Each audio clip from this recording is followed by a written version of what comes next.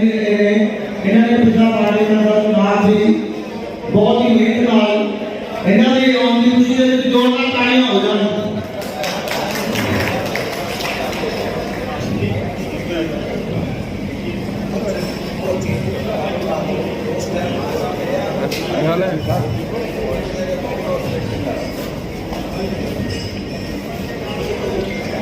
Shri Ashish ji cabinet मंत्री सन और साडे विच विराजमान होए ने असीं उन्हां दा स्वागत करदे हां।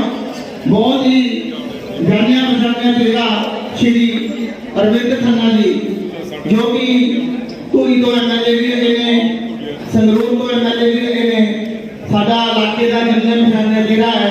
साडे विच विराजमान होई करना कि विधिवत रूप दे विच सारिਆਂ ਦੀ जो इंट्रोडक्शन है जो क्योंकि साडे बहुत ही मेहनती निडर नौजवान आगू ने ते सारे ने इंट्रोडक्शन वगैरह दो अधिकारियों की मेरी सारे बेनती है एक बार जो खान पीन का प्रोग्राम है बंद कर दो, जो पीछे खड़े हैं या बाहर खड़े हो आप सारे बैठ जाओ। मेरी बेनती है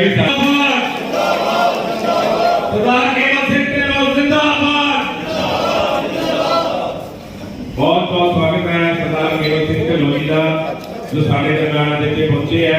मेरी सारे को बेनती है कि आप अपनी अपनी कुर्सियां ले लेंगे ते अज आप इतने विशेष तौर पे सरदार केवल सिंह ढिल्लों का विचार सुनने वास्ते पहुंचे हैं। स्टेज के कोल लोग खड़े हैं, इन्होंने बेनती है कि आप जाके बैठांगे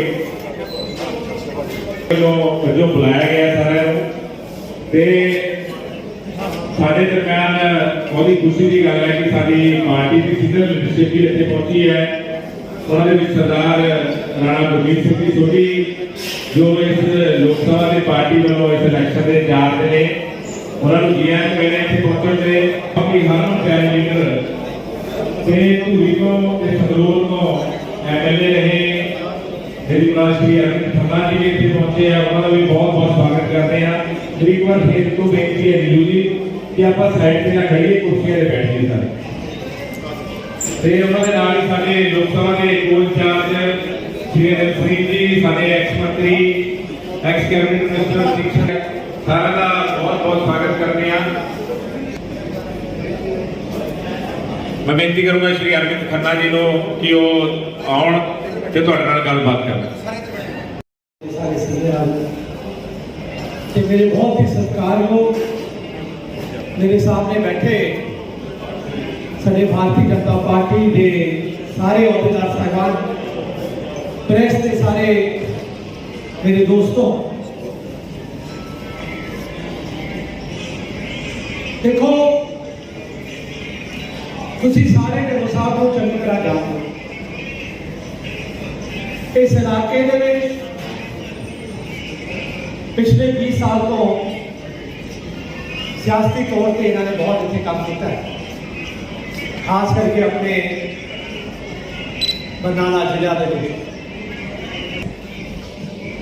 और सारी जिम्मेवारी है कि आप बद तो बद मेहनत करके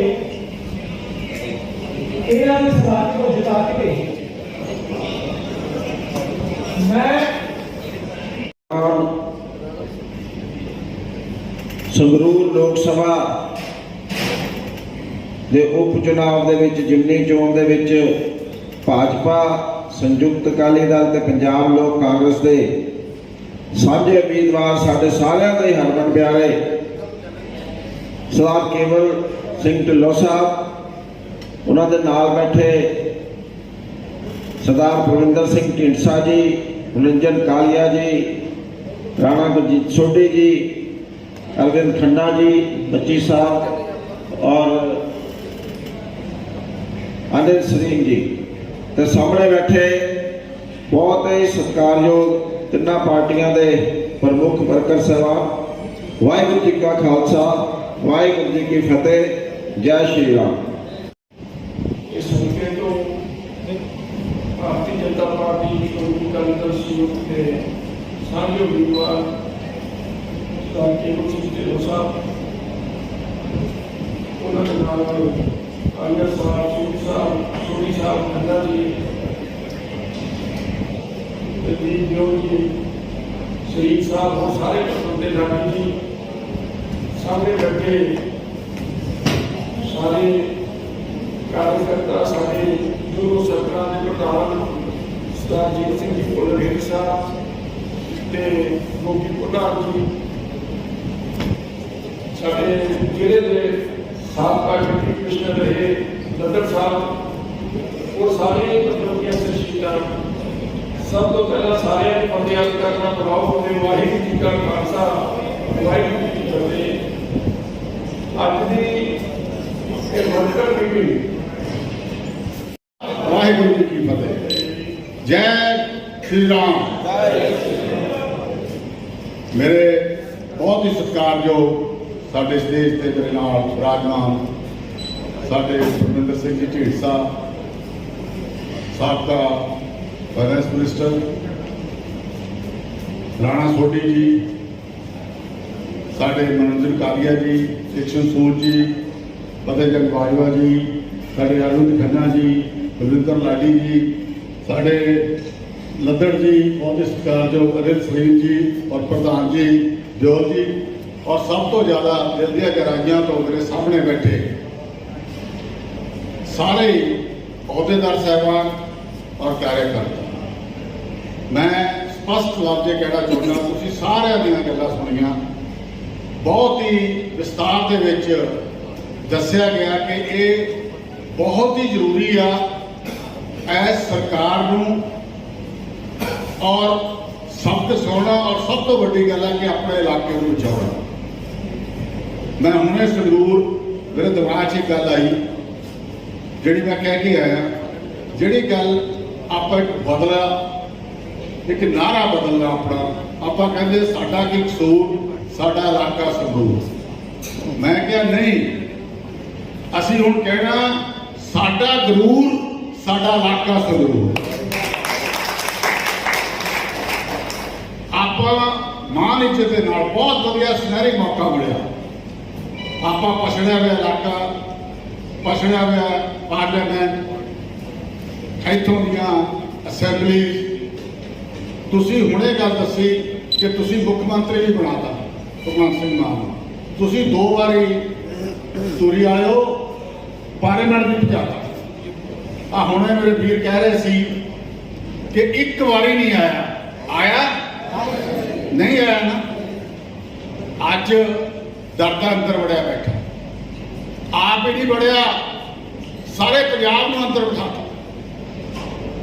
एक दहशत का माहौल, अमन कानून की व्यवस्था इन्नी बिगड़ गई कि पंजाब सहम गया। जिहड़ा पंजाब एक बब्बर शेर नंबर 1 स्टेट, हसदा खेडदा रंगला पंजाब हुंदा सी, वो अज पंजाब कित्थे गया।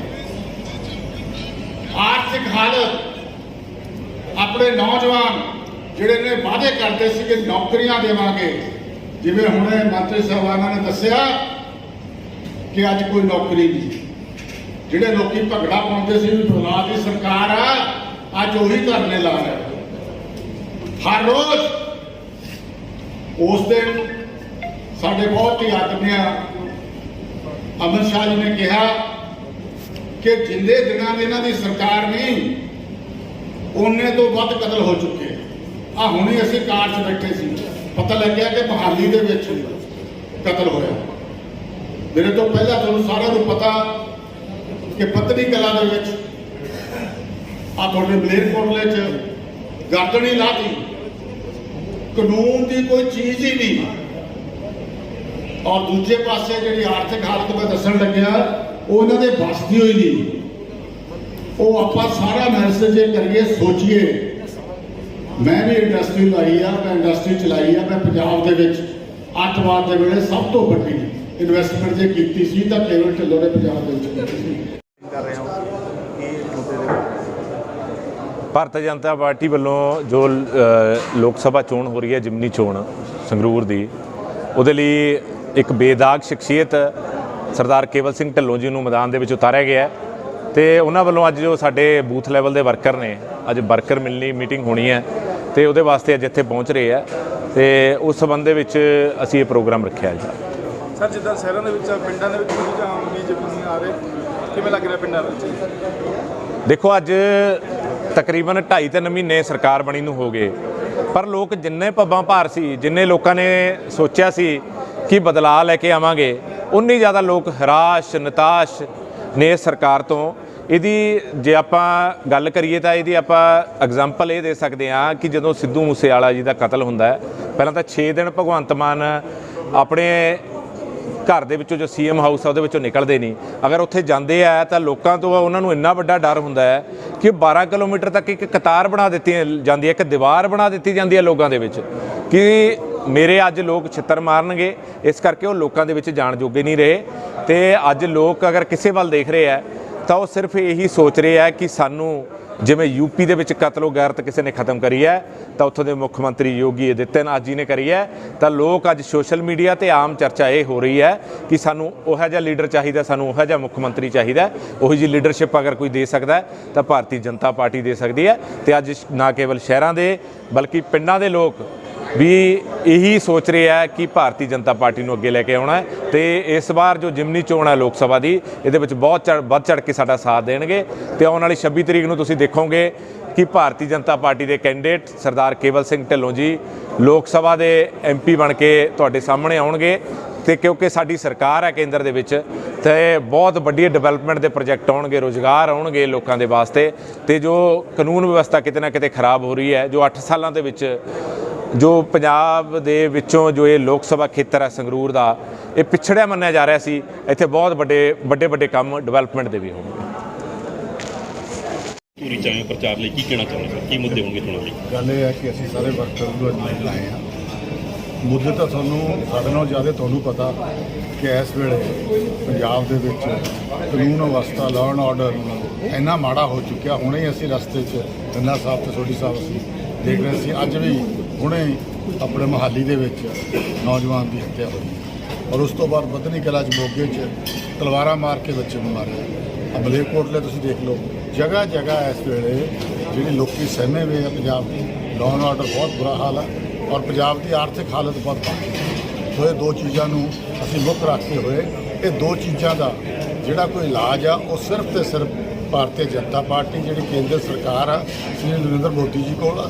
ਸੋ ਇਸ ਕਰਕੇ ਅਸੀਂ ਪੰਜਾਬ ਦੇ ਵਿੱਚ ਜਿਹੜੀ ਕਾਨੂੰਨ ਵਿਵਸਥਾ ਔਰ ਜਿਹਦੇ ਨਾਲ ਹੀ ਜਿਹੜੀ ਇਹਨਾਂ ਦੀ ਆਰਥਿਕ ਹਾਲਤ ਨੂੰ ਠੀਕ ਕਰਨ ਲਈ ਅਸੀਂ ਇਹ ਪੂਰਾ ਜ਼ੋਰ ਲਾ ਰਹੇ ਕਿ ਇਸ ਪਾਰਲੀਮੈਂਟ ਦੇ ਵਿੱਚ ਪੰਜਾਬ ਦੇ ਵਿੱਚ BJP ਦੀ ਪੂਰਾ ਜੋੜ ਹੋ ਜੇ ਤਾਂ ਕਿ ਆਪਣੇ ਪੰਜਾਬ ਵਿੱਚ ਖੁਸ਼ਹਾਲ ਹੋ। ਸਾਬਕਾ ਮੰਤਰੀ ਅਰੈਸਟ ਹੋਈ ਹੈ ਜਿਨ੍ਹਾਂ ਨੇ ਆਮ ਆਦਮੀ ਵਾਲਿਆਂ ਨੇ ਦੇਖੋ ਜੀ, ਉਹ ਜਿਹੜੇ ਟੀਚਰ ਉਹ ਕਾਂਗਰਸ ਵਾਲੇ ਜਵਾਬ ਦੇਣਗੇ। ਅਸੀਂ ਜਿਹੜੇ ਇਸ ਵੇਲੇ ਗੱਲ ਕਰ ਰਹੇ ਹਾਂ, ਅਸੀਂ ਪੰਜਾਬ ਦੀ ਜਿਹੜੀ ਬਾਈ ਇਲੈਕਸ਼ਨ ਹੈਗੀ ਸੰਗਰੂਰ ਦੀ, ਉਹਦੇ ਵਾਸਤੇ ਅਸੀਂ ਆਪਦੇ ਵਰਕਰ ਨੂੰ ਮਿਲਣ ਆ ਰਹੇ ਹਾਂ। ਇੱਥੇ ਜਿਹੜਾ ਅੱਜ ਅਸੀਂ ਇਕੱਠ ਰੱਖਿਆ ਹੈਗਾ ਧੂਰੀ ਦੇ ਵਿੱਚ ਵਰਕਰ ਮੀਟਿੰਗ ਦੇ ਵਿੱਚ, ਸਾਡਾ ਮੁੱਦਾ ਜਿਹੜਾ ਮੈਂ ਤੁਹਾਨੂੰ ਦੱਸਦਾ ਬੜਾ ਸਪਸ਼ਟ ਆ ਕਿ ਪੰਜਾਬ ਦੇ ਵਿੱਚ ਕਾਨੂੰਨ ਵਿਵਸਥਾ ਔਰ ਇਹਦੇ ਵਿੱਚ ਜਿਹੜੀ ਤੁਹਾਡੀ ਆਰਥਿਕ ਹਾਲਤ। ਪਰ ਇੱਕ ਗੱਲ ਮੈਂ ਜ਼ਰੂਰ ਇਹਦੇ ਵਿੱਚ ਕਹਿਣਾ ਚਾਹੁੰਦਾ, ਢਿੱਲੋਂ ਸਾਹਿਬ ਨੇ ਜੋ ਗੱਲ ਕਹੀ ਹੈ, ਜੋ ਤੁਸੀਂ ਸਵਾਲ ਪੁੱਛਿਆ, ਜੋ ਪਿਛਲੀ ਵਾਰ ਜੋ ਆਪਣੇ ਅਸੈਂਬਲੀ ਦੀ ਚੋਣ ਹੋਈ ਸੀ ਉਹਦੇ ਵਿੱਚ ਜੋ ਲੋਕਾਂ ਨੇ ਗੁੱਸਾ ਕੱਢਿਆ ਸੀ, ਉਹ ਗੁੱਸਾ ਕਾਂਗਰਸ ਪਾਰਟੀ ਤੇ ਅਕਾਲੀ ਦਲ ਦੇ ਖਿਲਾਫ ਕੱਢਿਆ ਸੀ, ਕਿਉਂਕਿ ਉਹਨਾਂ ਦੇ ਮੰਤਰੀਆਂ ਨੇ, ਉਹਨਾਂ ਦੇ ਲੋਕਾਂ ਨੇ ਠੱਗੀਆਂ ਪਿਛਲੇ 27 ਸਾਲ ਪੰਜਾਬ ਦੇ ਲੋਕਾਂ ਦੇ ਨਾਲ ਕੀਤੀ। ਇਹ ਜੋ ਕੱਲ ਗ੍ਰਿਫਤਾਰੀ ਹੋਈ ਹੈ ਤਾਂ ਹੋਰ ਵੀ ਹੋਣਗੀਆਂ ਅੰਦਰ, ਪਰ ਭਾਰਤੀ ਜਨਤਾ ਪਾਰਟੀ ਜਿਹਦੇ ਉਮੀਦਵਾਰ ਢਿੱਲੋਂ ਸਾਹਿਬ ਹਨ, ਇਹ ਪਿਛਲੇ 8 ਸਾਲ ਤੋਂ ਦਿੱਲੀ ਸਰਕਾਰ ਚੱਲ ਰਹੀ ਹੈ, ਇੱਕ ਵੀ ਕੋਈ ਉਂਗਲ ਉਠਾ ਕੇ ਨਹੀਂ ਮੋਦੀ ਸਾਹਿਬ ਨਹੀਂ ਕਰ ਸਕਦਾ, ਜਾਂ ਹਰਿਆਣਾ ਦੇ ਵਿੱਚ ਜਾਂ ਯੂਪੀ ਦੇ ਵਿੱਚ। ਤੇ ਇਸ ਕਰਕੇ ਪੰਜਾਬ ਦਾ ਭਵਿੱਖ ਭਾਰਤੀ ਜਨਤਾ ਪਾਰਟੀ ਨਾਲ ਹੈ। ਔਰ ਅੱਜ ਭਾਰਤੀ ਜਨਤਾ ਪਾਰਟੀ ਦੇ ਜੋ ਛਵੀ ਬਦਲਨੇ ਆਏ ਆ ਢਿੱਲੋਂ ਸਾਹਿਬ, ਆਪਾਂ ਇਹਨਾਂ ਦੀ ਮਦਦ ਕਰੀਏ ਔਰ ਪੰਜਾਬ ਦੇ ਖਾਸ ਕਰਕੇ ਸੰਗਰੂਰ ਦੀ ਹਲਕਾ ਧੂਰੀ ਦੀ ਆਪਾਂ ਭਵਿੱਖ। ਖੰਨਾ ਸਾਹਿਬ ਗੱਲ ਦੇਖਿਆ ਜਾਵੇ, ਕਈ ਕਾਂਗਰਸ ਜਿਹੜੇ ਦਿਗਵਜ ਵੱਡੇ ਲੀਡਰ ਨੇ ਉਹ ਅੱਜ BJP ਪਾਰਟੀ 'ਚ ਸ਼ਾਮਲ ਹੋ ਗਏ, ਕੀ ਕਾਰਨ ਉਸ ਬਾਰੇ ਕਹਿਣਾ? ਕਿਉਂਕਿ ਸਾਰਿਆਂ ਨੂੰ ਭਵਿੱਖ ਦਿਖ ਰਿਹਾ, BJP ਦਾ ਭਵਿੱਖ ਹੈ ਹਿੰਦੁਸਤਾਨ ਦੇ, ਇਸ ਕਰਕੇ ਲੋਕ ਜੋ ਚੰਗੇ ਲੋਕ ਹੈ ਕਾਂਗਰਸ ਪਾਰਟੀ ਦੇ, ਆਪਾਂ ਵੀ ਤਾਂ ਛਾਣ ਕੇ ਲੈ ਰਹੇ ਨਾ, ਆਪਾਂ ਹਰੇਕ ਨੂੰ ਤਾਂ ਨਹੀਂ ਸ਼ਾਮਿਲ ਕਰਾ ਰਹੇ ਥੋੜੀ ਸਾਹਿਬ, ਆਪਾਂ ਵੀ ਤਾਂ ਛਾਣ ਕੇ ਲੈ ਰਹੇ ਲੋਕਾਂ ਨੂੰ। ਜੋ ਚੰਗੇ ਲੋਕ ਹਨ, ਜਿਨ੍ਹਾਂ ਦੇ ਨਾਲ ਲੋਕਾਂ ਨਾਲ ਪਿਆਰ ਹੈ, ਉਹਨਾਂ ਨੂੰ ਆਪਾਂ ਲੈ ਕੇ ਆ ਰਹੇ ਹਾਂ। ਔਰ ਇਹਦੇ ਨਾਲ ਲੋਕ ਵੀ ਦੇਖ ਰਹੇ ਕਿ ਲੋਕ ਵੀ ਇਸ ਗੱਲ 'ਤੇ ਹੁਣ ਪਛਤਾ ਰਹੇ ਹਨ ਕਿ ਆਮ ਆਦਮੀ ਨੂੰ ਕਿਉਂ ਆਪਾਂ ਵੋਟਾਂ ਪਾਈ। ਪਿਛਲੇ 3 ਮਹੀਨੇ ਤੁਸੀਂ ਉਹਨਾਂ ਦਾ ਕਾਰਗੁਜ਼ਾਰੀ ਤਾਂ ਦੇਖੀ, ਠੀਕ ਹੈ। ਬੰਦੀ ਸਿੰਘਾਂ ਦੀ ਰਿਹਾਈ ਲਈ ਕਾਮਦੀਪ ਕੌਰ ਨੂੰ ਉਮੀਦਵਾਰ ਬਣਾਇਆ ਜੀ, ਕੀ ਕਹਿਣਾ ਚਾਹੁੰਦੇ? ਜਿਹੜੀ ਗੱਲ ਇੱਕ ਮਿੰਟ ਪਹਿਲਾਂ ਜਿਸ ਤਰ੍ਹਾਂ ਲੋਕਾਂ ਨੇ 2022 ਦੇ ਵਿੱਚ ਫਰਵਰੀ ਦੇ ਵਿੱਚ ਗੁੱਸਾ ਕੱਢਿਆ ਕਾਂਗਰਸ ਔਰ ਅਕਾਲੀ ਦਲ ਨੂੰ ਹਰਾਉਣ ਵਾਸਤੇ ਜਾਂ ਉਹਨਾਂ ਕੋਲੋਂ ਆਪਣਾ ਪੱਲਾ ਛੁਡਾਉਣ ਵਾਸਤੇ, ਉਦੋਂ ਜ਼ਿਆਦਾ ਗੁੱਸੇ ਦੇ ਨਾਲ ਇਸ ਵੇਲੇ ਇਸ ਬਾਈ ਇਲੈਕਸ਼ਨ ਦੇ ਵਿੱਚ ਲੋਕ ਆਮ ਆਦਮੀ ਪਾਰਟੀ ਦਾ ਪੱਲਾ ਛੱਡ ਰਹੇ ਨੇ ਔਰ ਭਾਰਤੀ ਜਨਤਾ ਪਾਰਟੀ ਦਾ ਦਾਮਨ ਪਕੜ ਰਹੇ ਨੇ। ਇਹ ਫੈਕਟ ਹੈਗਾ। ਇਹਦੇ ਰਿਜ਼ਲਟਸ ਆਉਣ ਤੋਂ ਜ਼ਿਆਦਾ ਵਕਤ ਨਹੀਂ, ਥੋੜਾ ਹੀ ਵਕਤ ਹੈ। ਜਿਹੜੀ ਗੱਲ ਤੁਸੀਂ ਕੀਤੀ ਵੀ ਦਿਗਜ ਨੇਤਾ ਕਾਂਗਰਸ ਦੇ ਜਾਂ ਅਕਾਲੀ ਦਲ ਦੇ ਆ ਰਹੇ ਨੇ ਔਰ ਜਿਹੜੇ ਇਸ ਮੋਦੀ ਸਾਹਿਬ ਦੀ ਜਾਂ ਭਾਰਤੀ ਜਨਤਾ ਪਾਰਟੀ ਦੀ ਵਿਚਾਰਧਾਰਾ 'ਚ ਬਿਲੀਵ ਕਰਦੇ ਨੇ, ਉਹ ਲੋਕਾਂ ਨੂੰ ਜੀ ਆਇਆਂ ਕਿਹਾ ਜਾਂਦਾ, ਉਹਨਾਂ ਨੂੰ ਪੂਰਾ ਸਨਮਾਨ ਦਿੱਤਾ ਜਾ ਰਿਹਾ ਔਰ ਉਹ ਇਸ ਵੇਲੇ ਬਿਲਕੁਲ 100% ਇਸ ਚੀਜ਼ ਦੇ ਵਿੱਚ ਉਹ ਸਹਿਮਤ ਹੋ ਚੁੱਕੇ ਨੇ ਕਿ ਜੇ ਪੰਜਾਬ ਨੂੰ ਇਸ ਦਲਦਲ ਔਰ ਆ ਜਿਹੜੀਆਂ ਇਸ ਤਰ੍ਹਾਂ ਦੀਆਂ ਹਰਕਤਾਂ ਹੋ ਰਹੀਆਂ ਨੇ, ਜੋ ਇਹੋ ਜਿਹੇ ਇਨਸੀਡੈਂਟ ਹੋ ਰਹੇ ਨੇ ਕਿ ਜਿਹਦੇ ਵਿੱਚ law and order totally breakdown, drugs ਦਾ ਬੁਰਾ ਹਾਲ। ਮੇਰੇ ਆਪਣੇ ਫਿਰੋਜ਼ਪੁਰ ਹਲਕੇ 'ਚ ਇੱਕ ਦਿਨ 4 ਬੱਚੇ ਇੱਕੋ ਦਿਨ ਟੀਕੇ ਲਾ ਕੇ 2 ਘੰਟਿਆਂ 'ਚ ਉਹਨਾਂ ਦੀ ਮੌਤ ਹੋਈ ਹੈ। ਇਹ ਕਹਿੰਦੇ ਅਸੀਂ ਡਰੱਗਸ ਘਟਾ ਦਿੱਤੇ। ਅੱਜ ਕਿੱਥੇ ਗਿਆ ਰੇਤ ਮਾਫੀਆ? ਅੱਜ ਕਿੱਥੇ ਗਿਆ ਇਹਨਾਂ ਦਾ ਲੈਂਡ ਮਾਫੀਆ? ਕੋਈ ਗੱਲ ਕਰਦਾ ਉਹਦੇ ਬਾਰੇ? ਕੋਈ ਗੱਲ ਨਹੀਂ ਕਰਦੇ। ਇਹ ਡਾਈਵਰਸ਼ਨ ਕਰ ਰਹੇ ਨੇ ਔਰ ਇਹਦਾ ਸਾਰੇ ਦਾ ਸਾਰਾ ਜ਼ਿੰਮੇਦਾਰ ਮੌਜੂਦਾ ਸਰਕਾਰ ਹੈ, ਕੇਜਰੀਵਾਲ ਸਾਹਿਬ। ਸਿੱਧੂ ਦੀ ਮੌਤ ਨੂੰ ਲੈ ਕੇ ਕਿਵੇਂ ਦੇਖਦੇ ਹੋ ਕਿ ਬੀਜੇਪੀ ਤੋਂ ਉਹਨਾਂ ਨੇ ਇਨਸਾਫ ਦੀ ਮੰਗ ਕੀਤੀ ਹੈ, ਉਹਦੇ ਪਰਿਵਾਰ ਨੇ ਸਾਂਝੀ ਮਿਲੀ? ਦੇਖੋ ਇਦੋਂ ਜਿਹੜਾ ਹੈਗਾ ਵੱਡਾ ਇਨਸੀਡੈਂਟ ਕੀ ਹੋ ਸਕਦਾ ਪੰਜਾਬ 'ਚ ਕਿ ਇੱਕ ਬੱਚੇ ਨੂੰ ਸਿਕਿਉਰਿਟੀ ਮਿਲੀ, ਉਹਦੀ ਸਿਕਿਉਰਿਟੀ ਵਿਡਰਾਅ ਕਰਕੇ ਉਹਨੂੰ ਟੀਵੀ ਤੇ ਬਾਰ-ਬਾਰ ਦੱਸਿਆ ਜਾ ਰਿਹਾ ਵੀ ਇਹਦੀ ਸਿਕਿਉਰਿਟੀ ਵਿਡਰਾਅ ਕਰ ਲਈ ਹੈ। ਇਹ ਤਾਂ ਦੱਸਿਆ ਜਾ ਰਿਹਾ ਵੀ ਇਹਨੂੰ ਅੱਜ ਉਡਾ ਦਿਓ। ਇਹ ਅੱਜ ਬਾਰ-ਬਾਰ ਉਸ ਬੱਚੇ ਦੀ ਖਬਰ ਆ ਰਹੀ ਹੈ ਕਿ ਇਹਦੀ ਸਿਕਿਉਰਿਟੀ ਵਿਡਰਾਅ ਹੈ ਔਰ ਉਹੀ ਗੱਲ ਹੋਈ। ਅੱਜ ਸਿਕਿਉਰਿਟੀ ਵਿਡਰਾਅ ਹੋਈ, ਅਗਲੇ ਦਿਨ ਉਹਨਾਂ ਨੇ 5 ਵਜੇ ਕਤਲ ਕਰਤਾ। ਲੋਕਾਂ 'ਚ ਭਾਰੀ ਰੋਸ। ਸਰ, ਜਿਹੜੀ ਇਹ ਸਿਕਿਉਰਿਟੀ ਖੋਣ ਦੇ ਇੱਕ ਦਾਅਵੇ ਕਰ ਰਹੀ ਹੈ ਸਰਕਾਰ, ਕਿਸੇ ਦੇ ਵੱਡੇ ਲੀਡਰਾਂ ਦੀ ਸਿਕਿਉਰਿਟੀ ਲੈ ਰਹੀ ਹੈ, ਇੱਕੋ ਡਰਾਮੇਬਾਜ਼ੀ ਹੈ ਕਿ ਆਮ ਆਦਮੀ ਪਾਰਟੀ ਅੱਗੇ ਆਉਣਾ ਚਾਹੁੰਦੀ ਹੈ। ਜਿਹੜੀ ਇੱਕ ਸਸਤੀ ਸ਼ੋਹਰਤ ਆ, ਜਿਹੜੀ ਇਹ ਸਰਕਾਰ 3 ਮਹੀਨਿਆਂ ਦੇ ਵਿੱਚ ਪੂਰੀ ਤਰ੍ਹਾਂ ਫੇਲ ਹੋ ਗਈ। ਇਹ ਚੀਜ਼ਾਂ ਦੇ ਉੱਪਰ ਆ ਕੇ ਟੈਲੀਵਿਜ਼ਨ, ਤੁਹਾਡੇ ਚੈਨਲਾਂ ਦੇ ਥਰੂ ਸਾਡੇ ਮੁੱਖ ਮੰਤਰੀ ਨੇ ਇਹ ਚੀਜ਼ਾਂ ਜਾਣ ਕੇ ਪੰਜਾਬ ਦੇ ਲੋਕਾਂ ਨੂੰ ਪਤਾ ਲੱਗ ਗਿਆ ਵੀ ਜਿਹੜੀ ਇੱਕ ਸਸਤੀ ਸ਼ੋਹਰਤ ਕਹਿੰਦੇ ਆ ਨਾ ਕਿ ਅਸੀਂ ਸਸਤੀ ਆ ਕਿ ਚਲਾਕੀਆਂ ਕਰਨੀਆਂ, ਉਹ ਲੋਕਾਂ ਨੂੰ ਪਤਾ ਲੱਗ ਗਿਆ ਕਿ ਸੁਰੱਖਿਆ ਦੇ ਕਰਕੇ ਅਸੀਂ ਆਮ ਆਦਮੀ ਪਾਰਟੀ ਆਪ 800 ਨਾਲ ਗਨਮੈਨ ਰੱਖਦੇ ਆ ਔਰ ਜਦੋਂ 4 ਮਿਲੇ ਤਾਂ 2 ਲੈ ਲਏ ਜਾਂ ਸਾਰੀ ਸਿਕਿਉਰਿਟੀ ਲੈ ਲਈ। ਇਹ ਜਾਣ ਕੇ ਇੱਕ ਡਰਾਮੇਬਾਜ਼ੀ ਆ, ਹੋਰ ਕੁਛ ਨਹੀਂ। ਕੈਪਟਨ ਅਮਰਿੰਦਰ ਸਿੰਘ ਵਾਂਗੂ ਇਹਨਾਂ ਨੇ ਇੱਕ ਲੋਕਾਂ ਨਾਲ ਚੋਣ ਸਟੰਟ ਕੀਤਾ ਸੀ, ਵਾਅਦੇ ਕੀਤੇ ਸੀ ਵੀ ਬਿਜਲੀ ਫ੍ਰੀ ਦਿੱਤੀ ਗਈ, ਪਾਣੀ ਫ੍ਰੀ ਦਿੱਤਾ ਜਾਊਗਾ, ਪਰ ਫਿਰ ਲੋਕ ਉਸ ਤਰ੍ਹਾਂ ਦਾ ਕੀਤਾ ਜਾ ਰਿਹਾ। ਕਿਵੇਂ ਦੇਖੇਗੀ ਬੀਜੇਪੀ? ਆਪ ਦੱਸੋ, ਇੱਕ ਵੀ ਵਾਅਦਾ 1000 ਰੁਪਇਆ ਮਹਿਲਾਵਾਂ ਨੂੰ ਦਿੱਤਾ? ਇੱਕ ਵੀ ਵਾਅਦਾ ਦੱਸ ਦਿਓ ਪੰਜਾਬ ਦੇ ਲੋਕਾਂ ਨਾਲ ਕੀਤਾ? ਬਿਜਲੀ ਦਾ ਇੱਕ ਯੂਨਿਟ ਨਹੀਂ ਦਿੱਤਾ ਕੋਈ। ਇਹ ਗੱਲ ਦੇਖ ਲਓ, ਪੰਜਾਬ 3 ਮਹੀਨਿਆਂ 'ਚ ਲੋਕਾਂ ਦਾ ਜਿਹੜਾ ਮੋਹ ਭੰਗ ਹੋ ਗਿਆ ਇਹ ਸਰਕਾਰ ਤੋਂ। ਮੁਲਾਜ਼ਮ ਪੱਕੇ ਨਹੀਂ ਕੀਤੇ, ਨੌਕਰੀਆਂ ਨਹੀਂ ਦਿੱਤੀਆਂ, ਸਭ ਕੁਝ ਖਤਮ। ਲੋਕ ਸਮਝਾ ਲਓ ਵੀ ਲੋਕਾਂ ਲਈ ਵੱਡਾ ਕੀ ਪ੍ਰੋਜੈਕਟ ਲੈ ਕੇ ਆਉਂਗੇ? ਵੱਡਾ ਮੈਂ ਕਹਿੰਦਾ ਜੀ, ਅਸੀਂ ਆਪ ਕਹਿੰਦੇ ਵੀ ਆਰਥਿਕ ਹਾਲਤ ਆ। ਸੋਮ ਪ੍ਰਕਾਸ਼ ਜੀ ਆਏ ਸੀ ਮੇਰੇ ਕੋਲ ਪਰਸੋਂ ਪੇਪਰ ਭਰਨ ਤੋਂ ਪਹਿਲਾਂ, ਜਿਹੜੇ ਆਪਣੇ ਸੈਂਟਰ ਦੇ ਵਜ਼ੀਰ ਨੇ ਇੰਡਸਟਰੀ ਦੇ 25,000 ਕਰੋੜ ਦਾ ਉਹਨਾਂ ਤੋਂ ਮੈਂ ਇਹ ਵਾਅਦਾ ਲਿਆ ਕਿ 25,000 ਕਰੋੜ ਦੀ ਇੰਡਸਟਰੀ ਅਸੀਂ ਸੰਗਰੂਰ ਜਿਹੜਾ ਇਸ ਇਲਾਕੇ ਦੇ ਵਿੱਚ। ਢਿੱਲੋਂ ਸਾਹਿਬ, ਅਗਰ ਤੁਹਾਨੂੰ ਸੰਗਰੂਰ ਜ਼ਿਲ੍ਹਾ ਸੰਗਰੂਰ ਦੇ ਲੋਕ ਤੁਹਾਨੂੰ ਜਿਤਾ ਕੇ ਲੋਕ ਸਭਾ 'ਚ ਭੇਜਦੇ ਨੇ, ਕਿ ਉਹਨਾਂ ਦੀਆਂ ਮੁੱਖ ਮੰਗਾਂ ਨੇ ਉਹ ਤੁਸੀਂ ਕਿਸ ਤਰ੍ਹਾਂ ਪੂਰੀਆਂ ਕਰੋਗੇ? ਦੇਖੋ ਜੀ, ਸਭ ਤੋਂ ਪਹਿਲੀ ਜਿਹੜੀ ਆਪਣੀ ਮੰਗ ਆ, ਮੈਂ ਹਮੇਸ਼ਾ ਕਹਿੰਦਾ ਮੈਂ ਵਿਕਾਸ ਦੇ ਵਿੱਚ ਵਿਸ਼ਵਾਸ ਕਰਦਾ। ਮੰਗਾਂ ਜਿਹੜੀਆਂ ਨੇ ਸਾਡੀਆਂ ਵੀ ਆਪਣੇ ਇਲਾਕੇ ਦੇ ਵਿੱਚ ਆਪਣੇ ਯੂਥ ਦੀ ਅਨਐਮਪਲਾਇਮੈਂਟ ਦੇ ਲਈ ਇੰਡਸਟਰੀ ਬਹੁਤ ਜ਼ਰੂਰੀ ਹੈ, ਉਹ ਬੜੀ ਜ਼ਰੂਰੀ ਹੈ।